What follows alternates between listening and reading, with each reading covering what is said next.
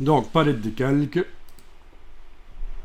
Au-dessus du calque d'arrière-plan, on avait fait un calque de réglage de type courbe. Si vous vous souvenez, si on double-clique sur le réglage là à gauche, il s'ouvre et on voit qu'on a modifié l'intensité des tons moyens. Autrement dit, le plus sombre et le plus clair n'ont pas changé.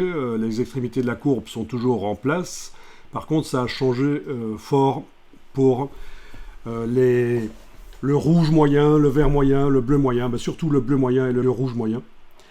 Et ça, si vous vous rappelez, c'est pas nous qui avons modifié la position des courbes en mettant un point et en bougeant, ça a été fait automatiquement, on a utilisé la pipette grise et on avait cliqué un peu partout pour trouver la bonne ambiance colorée en fait. Vous pouvez recommencer si vous voulez. Avec la pipette grise qui est là, si vous cliquez dans l'image, vous modifiez l'ambiance colorée.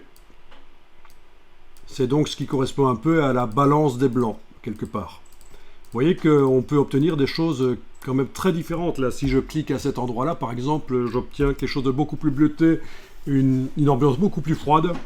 Si je clique à d'autres endroits, c'est plus chaud. Je vous rappelle qu'à l'origine, l'image qui vient du web était en fait très... pas très bonne. Si on enlève l'œil en face du réglage, là au-dessus de l'arrière-plan, on voit l'image, il y a une dominante... suite à un problème technique au moment de la prise de vue en fait. C'est l'éclairage de la rue qui est comme ça très jaunâtre et ça a beaucoup influencé. Je ne pense pas qu'on puisse dire que c'est très heureux et que ça puisse être voulu, une image comme ça qui baigne autant dans le jaunâtre, verdâtre. Et donc nous là on corrige les choses avec le réglage que je viens de réafficher. On corrige les choses et peut-être que je vais aller cliquer là parce que finalement je trouve que cette ambiance là, pourquoi pas, c'est pas si mal que ça. Je vous rappelle que si vous pensez que le réglage est pas mal mais trop fort, pour le faire moins fort, pour que ce soit moins dans mon cas bleuté, en quelque sorte pour mélanger l'image qu'on voit actuellement avec l'image non modifiée, qu'est-ce qu'on ferait? C'est déjà fait d'ailleurs. L'opacité du calque. Il est à 50%. On avait déjà fait un réglage qu'on avait atténué. Parce que si on est à 100%, voilà, c'est pas bon du tout. Je veux dire, c'est... Ouais, pourquoi pas. Dans certains cas, mais voilà. Donc le pourcentage d'opacité du calque permet de régler la force du réglage quelque part. Voilà. Moi, finalement, vers 37%, je trouve que c'est pas mal. Évidemment, quand vous faites ce genre de travail, il faut absolument être sur un écran qui affiche correctement les couleurs.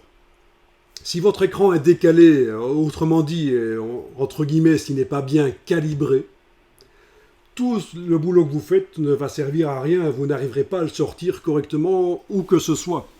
Donc c'est la base. Avant de commencer à parler de couleurs, c'est de s'assurer que l'écran fonctionne au mieux de ses capacités.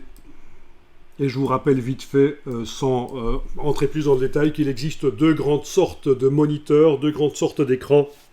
Les écrans pour faire du secrétariat, donc les écrans de bureautique, qui ne sont pas prévus pour faire de la retouche photo du graphisme, et puis les écrans pour graphistes, pour photographes.